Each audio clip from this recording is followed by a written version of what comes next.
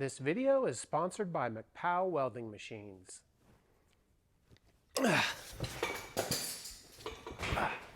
So who knew a MFT can double as a light bulb changer? Welcome to Flynndogg Woodwork. Today we're going to continue on with my cabinet build. So let's not waste any time and get into this video.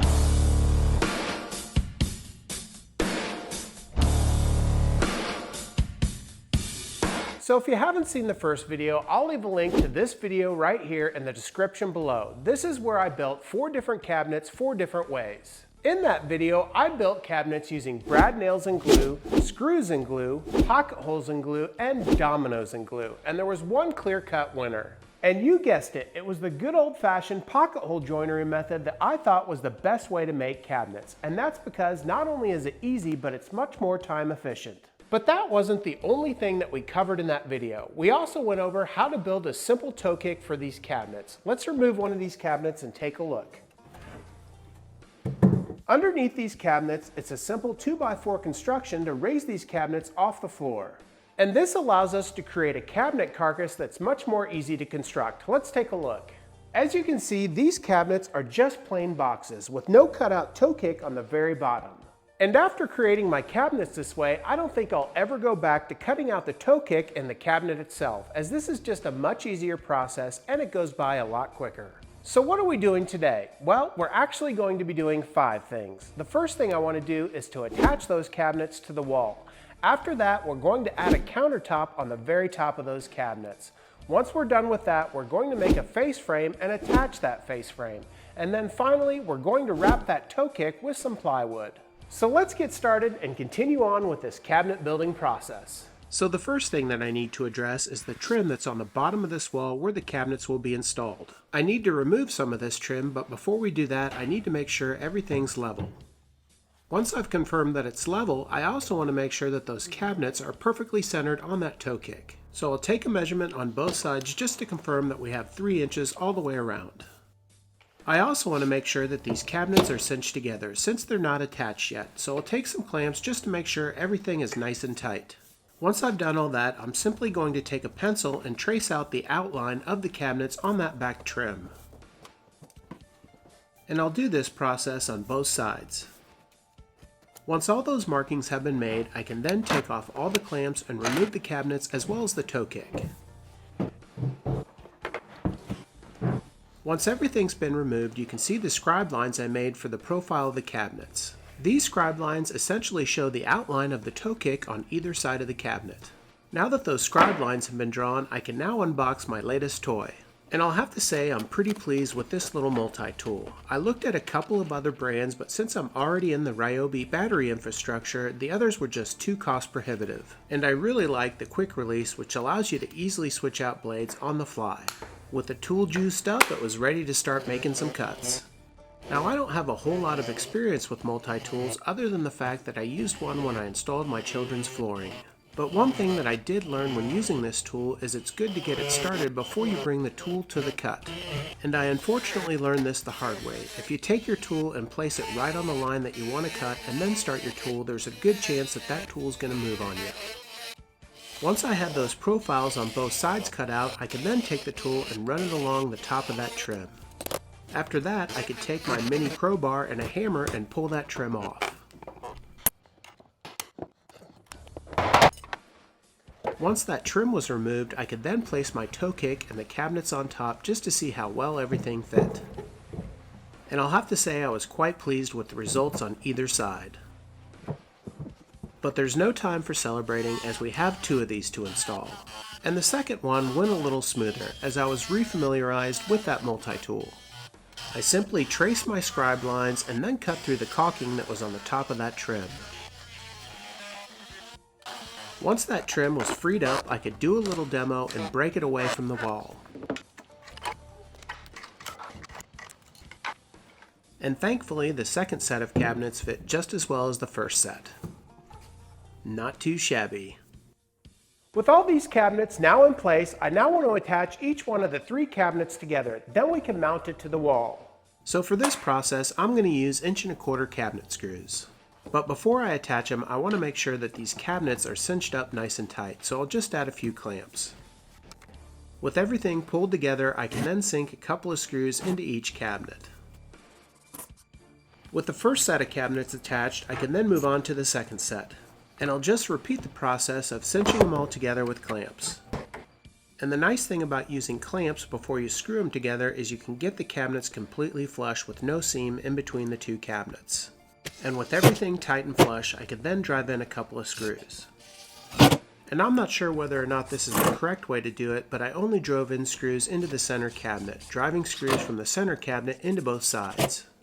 With those cabinets now attached to each other, I'm now going to attach them to the wall. Now in my case, I've got 3/4 inch ply on my wall, but if you don't have 3/4 inch ply, you may want to make sure that you look for the studs.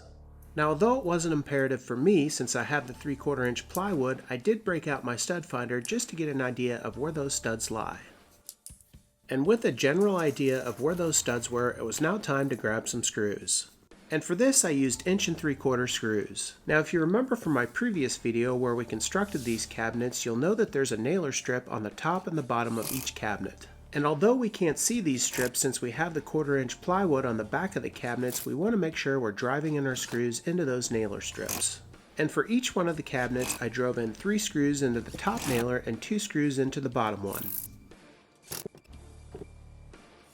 Once those 5 screws were in each cabinet, it really tightened everything up. Not only did it pull those cabinets in tight up against that wall, but it also pinned down the toe kick.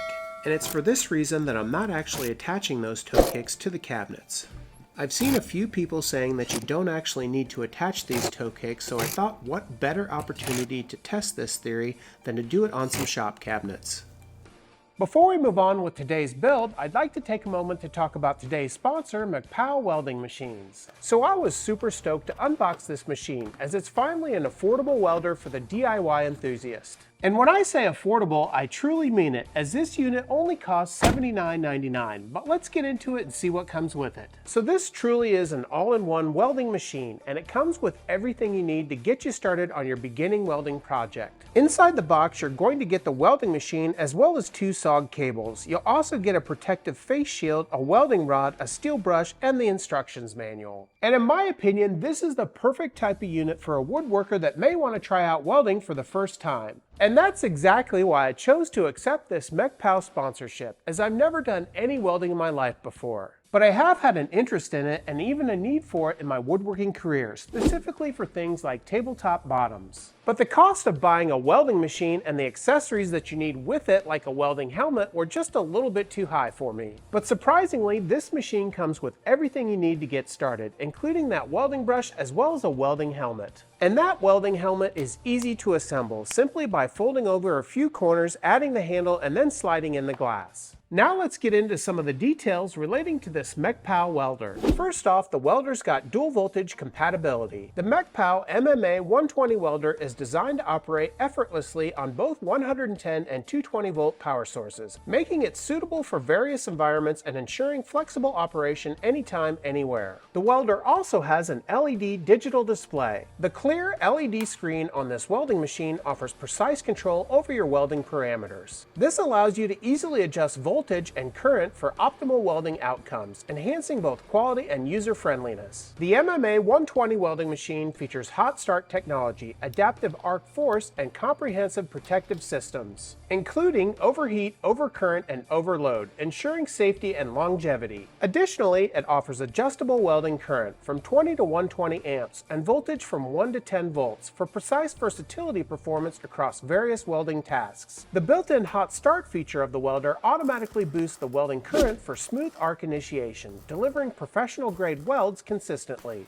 This feature is essential for clean and reliable welds, especially on challenging materials. This portable welding machine is also equipped with IGBT control mode, enhancing the machine's reliability. The powerful arc force feature ensures smoother welding and deeper penetration while maintaining stability and consistent welding current, achieving perfect welding results with beautiful crafted beads. Not to mention its compact design with an easy-to-carry handle and strap make it perfect for indoor and outdoor use. And with its MMA and TIG modes, it can join various metals like steel and stainless steel, ensuring cost-effective and versatile performance. Well, thanks again to Mecpow for sponsoring this video. To see how you can get one of these MMA 120s, check out the links below.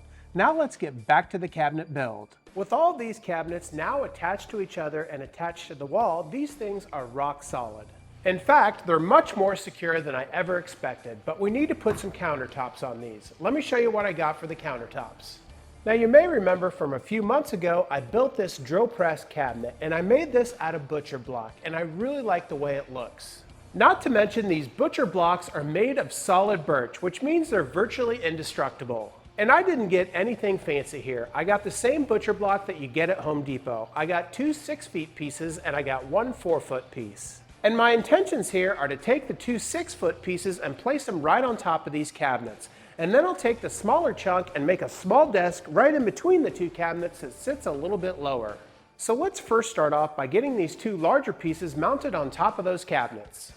Now originally I was going to make these countertops out of hardwood, but I did a little bit of math, and at today's hardwood prices and the time it would have taken me to build these countertops, it's actually a little bit cheaper to purchase these butcher blocks. Once I got everything unwrapped, I took the butcher block over to my cabinets. And once I put this countertop onto the cabinet, it became very evident that there was a good side and a bad side, so I made sure that the good side was facing up. Once I had that butcher block in place, I could then center it all the way around using a double square. Now to attach this top, we're simply going to screw through the 2 stretchers that are on top of each cabinet. And just to make sure that these screws don't interfere with future drawers, we're going to pre-drill and countersink. And this is probably just a little bit of overkill, but I'm adding 6 screws to each cabinet top. And to make driving in these screws just a little bit easier, I added a bit extender to my impact driver just to make sure that everything cleared. You'll also notice for the pre-drill and countersink, I'm using an Amana countersink bit. Having a countersink bit like this is a real time saver versus having to drill a hole and then grabbing a countersink bit and countersinking that hole. Once that countertop was attached, this thing felt rock solid. And with the first countertop done, it was time to move on to the second. And you'll notice as I place my double square on either side, we have about 1.25 inches overhang. And once that countertop was aligned, I then just ran down the line doing my pre-drill and countersink and then driving in the screws. And once those screws were in, the second countertop was just as solid as the first. So now that we have the 2 6-foot countertops installed, I now want to work on the desk portion, which will go right here. And in order to do this, I need to cut down this 4-foot piece of butcher block down to size. And I want a really tight fit here, so I made a story stick that just barely fits inside this gap. But I also need to think about support for this butcher block. Since there's no frame underneath this butcher block, we need to make a couple of cleats. And I'm going to make those cleats with this scrap piece of walnut, and I want that butcher block to sit 30 inches above the ground. And that's because a normal desktop is anywhere from 28 to 30 inches tall, and since I'm a little bit taller, I'm going to go with 30 inches. So you might be asking, how much did I spend on this butcher block? And for the 3 pieces, I spent just a little over $300. And this butcher block is by no means perfect. It's the cheapest I could find. But each piece did have a better side, so I just made sure that that side was up. So now knowing which side was which, I just need to cut it to size. So I'll use my story stick to set the fence on my table saw. With that story stick in between the blade and the fence, I could push the fence over and tighten it down. And this butcher block is 1.5 inches thick, so I just took this cut very slowly. With the block cut to size, I can now work on some cleats which will hold this top up. And for this, I'm just going to use a scrap piece of 5/4 walnut. And since our cabinets are about 2 feet deep, I want to cut this walnut a little shorter, right at 20 inches. So I'll set my stop block, clean up one edge, and cut it to size. And since this butcher block isn't exactly light, I want these cleats to have a little bit of thickness to them. So I'm going to set my fence to 1 3/4 inches and rip my 2 cleats. With both cleats cut, I want to take one of those cleats and place it right on top of my butcher block. Then I want to take the measurement of the cleat on top of that butcher block, and it comes in at 3 1/4 inches. So I'll subtract that 3 1/4 from 30 inches, and this will give me where the bottom of the cleat should rest, which is 26 3/4, so I'll mark this on the side of my cabinet. Then I can take a T-square and strike a line where that marking is. This is going to give me a reference line for where the bottom of the cleat should lie. To make things a little bit easier on installation, I'm going to add some double-sided tape to one side of the cleat. Then I can temporarily affix that cleat to the side of my cabinet, making sure that the bottom of the cleat is right where that line is. Once everything's lined up, I'll add a little bit of pressure to make that cleat stick. Then it's time to make the same marking on the other side at 26 3/4. Then once again I'll take my T-square to carry that line across. And once again with a little double-sided tape we can attach that cleat to the other side. We'll just line up the bottom of our cleat with that line, add a little pressure, and we're good to go. With both cleats attached to each side of the cabinet, we'll pre-drill and countersink 3 holes into each cleat. And after that, we can secure them into place with 3 screws. With both cleats installed, we can slide that butcher block right into place. Now I don't want to have that butcher block just resting on those cleats, I also want to secure it. So I'll take my T-square and mark out the approximate location on the inside of those cabinets. Once those markings have been made, this gives me a general location for where I can pre-drill and countersink as well as drive in some screws.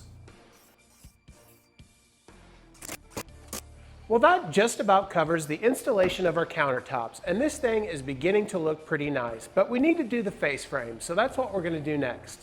So I have a lot of 4/4 oak laying around the shop, and I think this is light enough to make a perfect face frame, but I need to get this wood milled up, so I'll first mark up one side of the wood. After that, through the jointer she goes until all those markings have disappeared.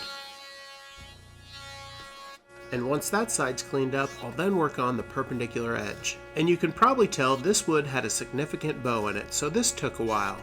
In fact, it was so significant that I actually increased the depth of cut on my jointer. But once it was all said and done, I was able to get 2 clean sides on each one of these boards. After that, it was time to clean up the third side over at the planer. Now the standard thickness for a face frame is 3/4 inch, so I'm milling these up to exactly 3/4 inch. And this 3/4 inch is mainly due to the hinges that we'll be using for the doors on these cabinets. And to make sure we're right on target, it's the Dixie digital readout that comes to the rescue. With our exact measurement made at 3/4 inch, we can make our final passes. With 3 of the sides dimensioned on this wood, it's time to head over to the table saw. And for this face frame, I'm going to cut it to about 2 inches wide. This will ensure that it will cover up 2 sheets of 3/4 inch plywood that are nestled together with a little bit of overhang. And it's that little bit of overhang that will allow our European hinges to fit perfectly on that face frame. Once I have all my face frame stock milled up, it's now time to start thinking about cutting it to size. So I first want to take a measurement for the 2 stiles on either side. And these come in at about 31 1/8 inch. So I'll set my stop block to this measurement and slice up my first stile. And before I cut up my other stiles, I just want to test it out to make sure that I'm getting a good fit on those cabinets. And once I'm reassured, I can then cut up my other 3 exterior stiles.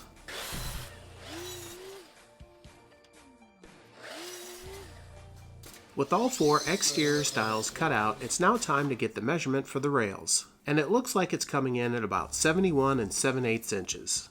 But since we're going to have stiles on either side that are 2 inches wide, I need to subtract 4 inches, which gets me to 67 7/8. So I'll slice up my first rail to this measurement.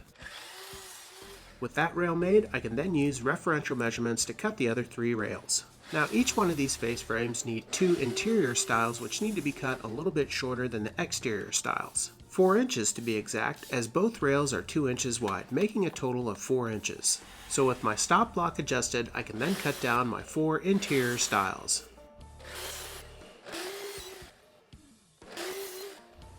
Now before I do any joinery with this face frame, I just want to line it up in front of that cabinet to make sure that it looks good and everything is aligning properly. And I'll have to say I'm pretty pleased with the results.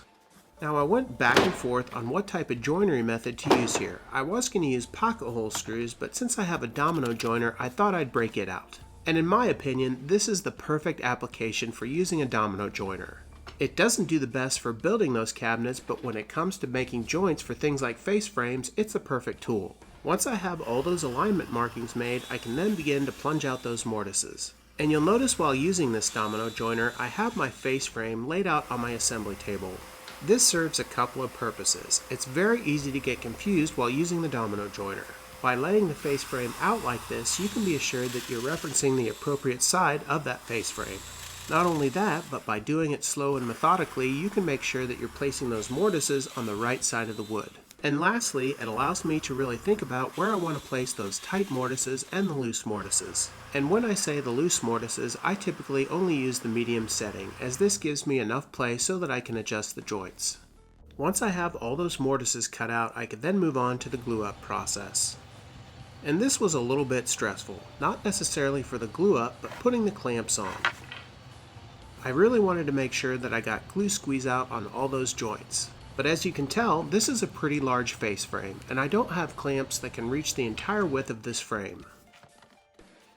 So once I got glue on all those dominoes and mortises, it was a race against time to get those clamps on. And I had to come up with a little bit of creative clamping. And I actually used 3 different types of clamps with this glue up. I used a bar clamp, quick clamps, as well as F-style clamps. And to reach the entire span of the face frame, you can see I'm using a combination of the bar clamp as well as a quick clamp. So while I let the glue from that face frame cure up, I want to tackle an issue that I left from my last video. Now you may remember that the toe kicks for these cabinets are just made out of 2x4s, and I've got some 1/4 inch Baltic birch plywood that I want to wrap these 2x4s with. And I think I've got just enough left over from building the backs of these cabinets, so let's break this down and wrap that toe kick. So we'll first set the fence on our table saw to 3.5 inches. And that's because our toe kick is made out of 2x4s, and 2x4s are 3.5 inches wide. Once we have a few strips of this plywood cut out, we can then take it over to the toe kick. Once we slide a strip underneath that cabinet, I'll just take a pencil and mark off where I need to cut it down. And as to be expected, it slides right in and fits perfectly, and I'll just tack this in with a few brad nails. Now if this was a more high traffic area like a kitchen, I probably would have added some adhesive to this toe kick wrap. But since this is shop furniture, I don't think it's necessary in this application. And the brad nails should hold it in place just fine. And you will notice I'm placing that front wrap on the top of that side wrap just to cover up those plies from the front. Well, as you saw, that was super quick and easy, and I really think it makes a big difference in the overall appearance on the front of those cabinets. But what's going to make a bigger difference are these face frames, so let's get them out of clamps, sand them up, and get them on these cabinets. Surprisingly, my creative clamping worked, as all these joints came together nicely. Now, a lot of my focus on sanding was where the joints were, and this is because I wanted to get rid of all my domino layout lines as well as the glue squeeze out. But I also wanted to carry this sanding across the entire face frame, as I want to have consistent sanding through the entire piece. And I also had quite a few burns on the side of this face frame that needed to be sanded out.